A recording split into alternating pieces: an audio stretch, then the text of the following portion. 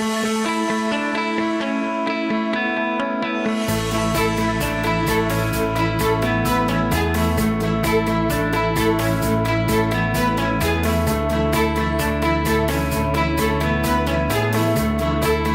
I'm Tom. I'm member of the technical group from Ottobock.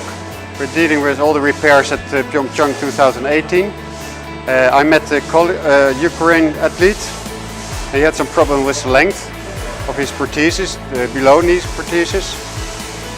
We did some small adjustments, and finally he had some problems with fitting the prosthesis to his stump. And we create with extra socks a tighter fit, so prosthesis would be really useful. And he was really happy, and that's the target we like to do, to have a happy athlete. Ottobock, thank you!